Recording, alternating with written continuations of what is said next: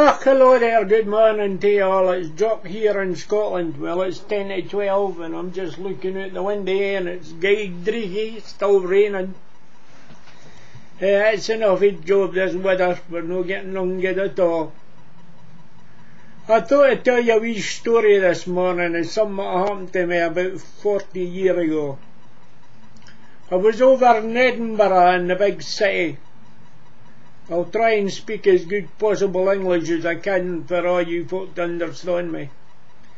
Anyway, I was over in Edinburgh. I used to have a great interest in old rifles and old guns, old flintlocks and such things like that, you see. So anyway, I went to this shop and it happened to be the half day and I didn't know, I didn't realise it, so it was a wasted trip to Edinburgh.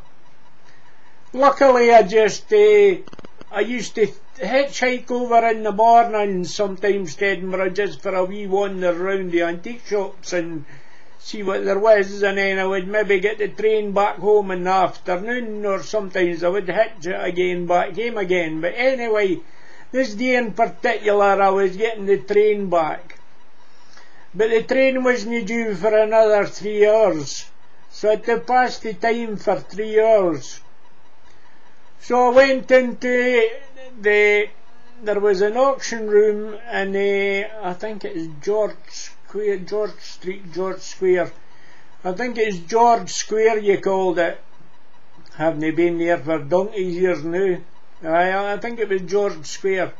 Anyway, I goes in and just luckily they were the auctioneers, the porter was holding on to 2 old shotguns.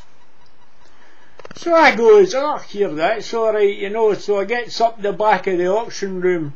That's the best place to stand, is near the back where nobody can see you, in case there's any dealers in there or anybody that knows you, they can raise the prices up, you see. So anyway, the place was mobbed and the auctioneer started the bidding off and he goes, do I hear 50? Not a word was heard in the hall. Come on now, a nice pair of shotguns here. They're old, but they're nice, they're really nice. Come on now. Who says 50? So I goes to myself, I says, well, I've got £150 in the bank. I suppose I could have a wee crack at them. I goes, aye, I'll bid 50. Then I just stuck my hand up and just went like that, nodded my head, so the auctioneer knew who was bidding. So then he goes, do I hear 75? Do I hear 75? Do I hear 75? Somebody down the front goes, and he goes, 75 to the gentleman down here in the front of the hall here. Do I hear 80? Do I hear 80? Anybody in the hall, do I hear 80? Nobody let on, you see, and he goes, do I hear 80? Do I hear 80? 75 once, so I stuck my hand up again. 80? So then he goes, do I hear 85? Come on now, 85. Can I hear 85? Who's going to bid 85? And this guy in the other corner on the other side pops his hand up, so 85. So he's going, the auctioneer goes, 85 now, we've got 85. What about 100? What about 100? Come on now, around 100. Anybody want to bid around 100? Come on now, come on, there must be somebody in here looking for a nice pair of old shotguns. Come on now, who's going to bid 100? So a woman down the front sitting with a man, she stuck her hand up. And he goes, lady at the front, 100 to the lady in the front. Do I hear 125, 125? I goes, God almighty, it's getting near my £150. So I sticks my hand up, 125. Goes 130, do I hear 130? Somebody bid the hands up, 135. Then it was 140. And he goes, Come on now, come on now, come on now, 150, 150, who wants to bid the 150? Come on, 150, 150, 150. So I stuck my hand up the 150, so that was it. Stood there, I goes, oh, bound to get them now. The next thing was somebody bid 175. I says, oh well, and that's it, they're away. So then it goes 180, 190. Sold to the gentleman in the third back row, £190,000. Oh, I nearly fainted. I says, £190,000. I says to this bloke next to me, I thought they were only bidding for pound notes. That's why I only bid up to £150. He says, oh no, he says, they were bidding for £150,000 notes. I said, oh good God, I'm glad I never got it. Oh, there you go. So the next time you go to the sale room, into an auction house, make sure what you're bidding on first, and make sure it's pound notes they're bidding on, no thousands of pound notes. Then I'll tell you what a laugh that day was. Nearly ended up buying some I couldn't afford. Oh, James, I'll tell you. Aye, there must be a lot of people out there who bid for things and they never realise what they got.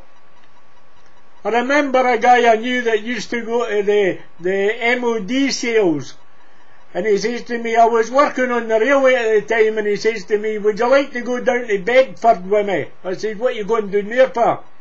He says, I'm going down to buy a motorbike. The Ministry of Defence sells all the ex-army stuff. I says, aye, I'll go with you.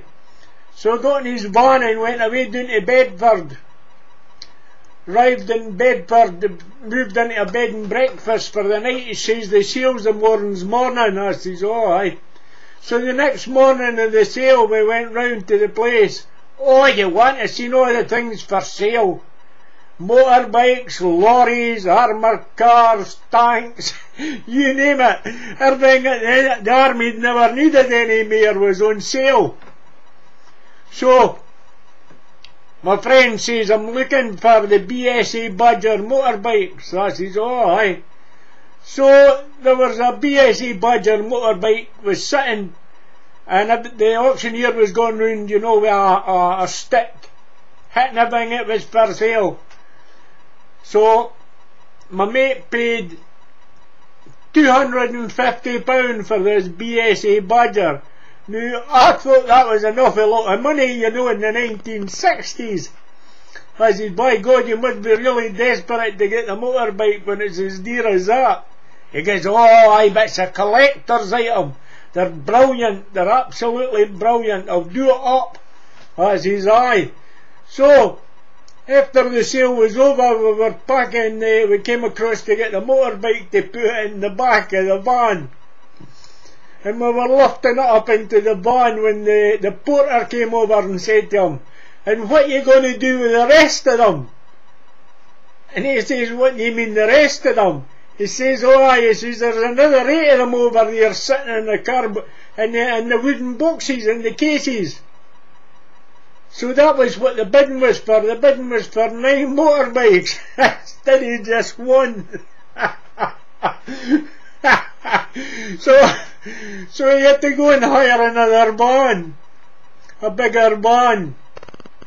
That was a laugh, I'll tell you. You got all the motorbikes for the price of one. But there you go, that's what it's like, you know. You could do that. I don't know if you can still get to these sales. I suppose these Ministry of Defence sales will be too busy now selling rocket ships. Who's wanting to buy a rocket ship? No, me. I wouldn't put my hand up again in an auction I didn't know what it was about. Right then, I'm a walk. Toodaloo.